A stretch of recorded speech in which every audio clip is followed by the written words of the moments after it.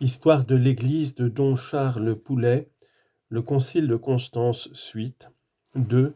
La condamnation de Jean Hus.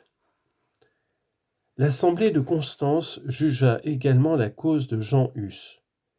30 propositions tirées de ses ouvrages furent anathématisées. Mais il refusa de se soumettre. En vain lui laissa-t-on plus d'un mois pour se rétracter. En vain les personnages les plus éminents, comme le cardinal d'Ailly et l'empereur Sigismond, insistèrent-ils auprès de lui. Il demeura inébranlable. On le dégrada, on le déclara exclu de l'Église. Livré au magistrat de Constance, il périt sur le bûcher, de même que son ami Jérôme de Prague, relapse. Mais le parti hussite restait puissant. Il s'appuyait sur Venceslas, poussé par sa jalousie contre Sigismond son frère. Il avait pour lui une grande partie de la noblesse de Bohême et de Moravie. À Prague, les maisons des adversaires de Hus furent saccagées, les ecclésiastiques maltraités et chassés, l'archevêque assiégé dans son palais et menacé de mort. Dans une diète tenue à Prague, la noblesse rédigea une lettre de protestation au concile de Constance. Elle formait une alliance ayant pour but de soutenir la liberté de la prédication, de s'opposer aux excommunications, de n'obéir à l'autorité épiscopale qu'autant qu'elle agirait conformément à l'Écriture. Toute dévouée au hussitisme, l'université recommandait aux chrétiens de communier sous les deux espèces, selon la coutume primitive de l'Église. Les hussites prirent le calice pour signe de ralliement, d'où leur nom de calixtins ou ultraquistes. En phase 2, mal secondés par le pouvoir royal, les catholiques restaient impuissants. Nicolas de Pisna, Jean Ziska et l'ex-prémontré Jean de Sello conduisaient le parti hussite. Le dimanche 30 juillet 1419, Jean de Sello fit avec ses partisans une procession solennelle. En arrivant devant l'hôtel de ville, une bagarre se produisit, et le bruit courut qu'on avait jeté une pierre sur Jean de Sello portant le calice. Les hussites furieux, se précipitant dans l'hôtel, jetèrent par les fenêtres 7 conseillers.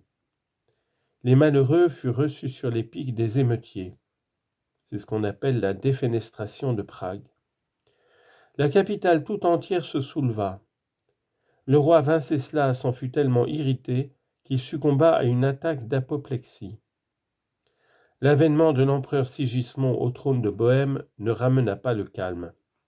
Il dut faire la guerre au parti hussite, exalté ou taborite, ainsi appelé parce que son centre fut la petite ville de Tabor, dans le voisinage de laquelle Hus avait passé son exil. Ziska, chef du parti, était le plus fameux capitaine de son temps. Avec des paysans fanatisés, armés de fléaux ou de piques, il combattit les armées féodales et fut partout vainqueur. Il mourut en 1424. 3. La réforme de l'Église, le synode de Sienne. La question de la réforme de l'Église avait été abordée à la fin du concile de Constance. Comme la commission spéciale n'aboutissait en rien à cause des divergences entre nations, on décida qu'il serait porté des décrets sur ce qui concernait la réforme générale, mais que, pour le reste, le Saint-Siège s'entendrait avec chaque nation par voie de concordat. Il y eut un concordat germanique conclu pour 5 ans, un concordat anglais, un concordat français, s'étendant aussi aux Italiens et aux Espagnols, mais dont le Parlement de Paris refusa l'enregistrement. Ces accords réglaient en particulier la question des anates, des appels à Rome, des provisions, des indulgences. Mai et juillet 1418. Quant au décret de réformation générale, premièrement, il révoquait en principe les unions de bénéfices et les exemptions accordées depuis Grégoire XI. Deuxièmement, il défendait d'appliquer à la chambre apostolique les biens ecclésiastiques vacants. Troisièmement, il renouvelait les peines contre la simonie, limitait le droit de lever des décimes au cas de grande nécessité et sur l'avis des cardinaux. Quatrièmement, enfin, il édictait quelques prescriptions relatives à l'habit des clercs. Ce n'était qu'une réforme ébauchée, mais avant de se séparer, les pairs de Constance avaient porté le décret Frequens relatif à la périodicité des conciles généraux. Citation, moins de 5 ans après la clôture du présent synode, un nouveau concile général sera célébré, puis un troisième dans les 7 ans qui suivront la clôture du deuxième, après quoi les conciles généraux se succéderont régulièrement de 10 en 10 ans. 9 octobre 417. La théorie conciliaire était à ce point répandue que Martin V ne crut pas pouvoir passer outre. Il réunit un concile à Pavie en avril 1423. Bientôt, par suite d'une épidémie, on le transféra à Sienne. Les idées de Constance y furent reprises. La nation française proposa que les décrets des conciles généraux fussent irréformables et jouissent par conséquent d'une infaillibilité pratique. Elle demandait aussi que les décisions importantes ne puissent être prises par le pape sans l'assentiment du Sacré Collège. L'énergique Martin V, 1417-1431, n'était guère disposé à capituler. Profitant des tiraillements qui se produisirent dans la nation française pour la nomination d'un président, il résolut la dissolution. Avant de se retirer, les pairs décidèrent la réunion du prochain concile à Bâle. Le péril était au moins différé pour 7 ans. Durant le temps laissé libre, le pape n'allait-il pas opérer lui-même les réformes ?